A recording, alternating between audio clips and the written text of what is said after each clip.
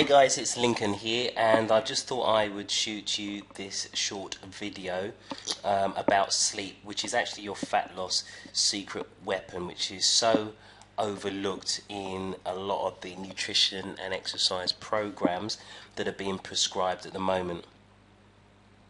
Because most weight loss efforts continually focus on diet and exercise, and maybe that's why you're on this program at the moment. And even though we are still hunter-gatherer by nature, our diet has changed dramatically over the years, as our sleep habits.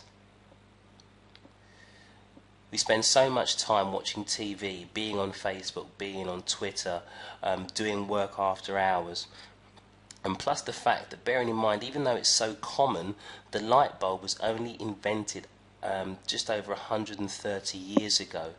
So all of these things has led us to going to sleep much later in the evening.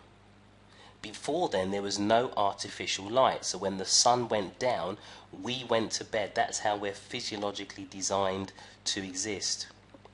So what does that mean? Well, if we look at it from a seasonal point of view, in the winter, our days are short, the nights are long, we're physiologically designed to be in what is known as a famine mode, where we're not looking for food, we're not craving carbs, so therefore our carb sensation, our carb cravings are a lot less. Whereas in the summer, or the spring and summer, the days are much longer, which means the nights are shorter. So rather than being in a famine mode, we're now in a feast mode, and this means that our cravings for carbs are a lot higher. So we're in the feast and famine sort of cycle. So if you lived in these times, you would spend your time in the spring and summer preparing for the winter. You would fatten yourself up so that you could live off your fat stores in the winter.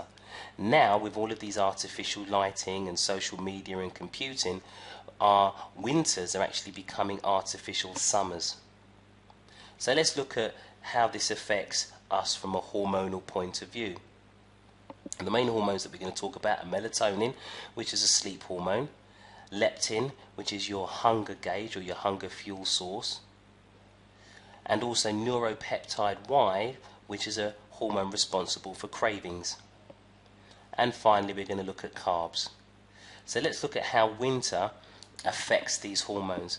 Well, in the old days, if you went to bed nice and early and you would sleep for a long period of time, your melatonin, your sleep hormone, would be very high, which is good, because that would control your hunger levels. So your leptin, which is your hunger fuel gauge, would be regulated, so you wouldn't be craving certain foods, or you wouldn't feel hungry for an extended period of time. At the end of the day, during the winter, when we're in a famine mode, the last thing you want to do is to feel constantly hungry. So therefore, your neuropeptide Y hormone isn't engaged, or it's not switched on, so you're not craving carbohydrates. Okay, so that's the ideal scenario. Then in the summer, because the days are much shorter, because the days are much longer and the nights are shorter, your melatonin levels will be lower. So therefore, your leptin levels would slowly increase to give more signals that you're hungry. This then switches on this neuropeptide Y hormone, so therefore you start to begin to have cravings. Now, interestingly enough, this then leads to you craving carbohydrates and taking in more carbs. And we're actually physiologically designed to then develop insulin resistance, which means then the body cannot distinguish when it's had enough insulin, so therefore we start storing it as fat. Okay, and the ideal scenario for that is that you develop insulin resistance, you become fat, and then you can you can survive on these fat stores during the winter, the long winter months. Okay, so that's how we're physiologically programmed. So in the natural sequence, during the day you would spend feeding, the night time you would be fasting, you'd get in a deep sleep, so you're increasing the amount of human growth hormone. This human growth hormone is responsible for burning visceral fat, which is the fat next to your internal organs. So you're actually burning fat while you sleep, which I think you'll agree is a pretty good sensation, okay?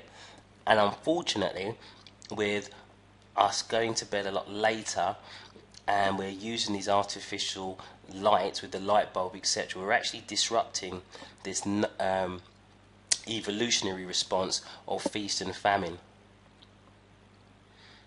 So if you don't have enough sleep, okay, your leptin levels, which is your hunger gauge, your fuel gauge, this actually goes down, which means you're going to be hungry all of the time or a lot longer. Okay, there's going to be an increased opportunity to eat because you're going to be up for a lot longer. Your thermoregulation, which is your own body temperature, gets altered, and you have increased fatigue because you're not having enough sleep. Okay, so you're not fully regenerating yourself. The increased hunger and the increased opportunity to eat leads to increased calorific intake. Okay, the altered thermoregulation and increased fatigue leads to a reduced energy expenditure, and if you put both of those together, leads to obesity. Okay, so again, massive message that I'm trying to get through is that by us going to bed a lot later, by us ignoring our natural physiology, we're not sleeping as much and as long as we should or we're designed to, and this is leading to the conditions that should be happening in the summer happening all year round. So in other words, sleep deprivation leads to us eating more, craving more carbs, and even if you have a look at this diagram, you crave the carbs, so you eat the carbs. This increases your blood sugar, so you release insulin. And if you know anything about my teachings and metabolic effects teachings, insulin slows down fat release. It actually increases fat storage and body fat production, which then lowers your blood sugar, which means that you're craving. So you're going to get caught into this cycle as well as eating more. And you're actually going to burn less energy. Alright, so sleep deprivation is huge. And it's actually a technique that sumo wrestlers have used as a tactic to put on weight quickly. Now, I'm pretty sure you do not want to look like a sumo wrestler, and if you don't want to look like a sumo wrestler, you need to sleep. So, optimum sleep leads to your cortisol levels, your stress levels being reduced. Your hunger hormones are then balanced, and you're going to have less cravings. That's a great trio of benefits, and that also together leads to the fact that you're going to have more energy throughout the day, so you're not going to be as hungry and you're not going to crave the bad stuff. Now, there's actually a sleep window that you may or may not be aware of. Now, the optimum deep sleep, okay, there's rapid eye movement sleep, but there's also deep sleep, and the optimum time is between 10:30 and 6 p.m. or so actually 6 a.m. and this is the optimum time to produce growth hormone. And growth hormone is called the youth hormone, as it makes the cells, organs and skin appear more youthful. Okay, so 10:30 to 6 a.m. And the interesting thing with this is that you can't get that time back. So if you go to bed at midnight, you've actually missed a large part of this optimum deep sleep time. And it's the deep sleep that you need to get into to stimulate these fat burning hormones. So here are some guidelines to achieve this. You want to, ideally, if you do suffer from disrupted sleep, you want to eliminate caffeine after 2 p.m. And also you want to avoid alcohol at least 3 hours before bedtime. Now, I know some people feel that alcohol makes them feel sleepy, but having alcohol so close to bedtime actually decreases the amount of time that you spend in deep sleep. Ideally, you want to limit television before bed, because this can inhibit or decrease the amount of melatonin or sleep hormones that you produce.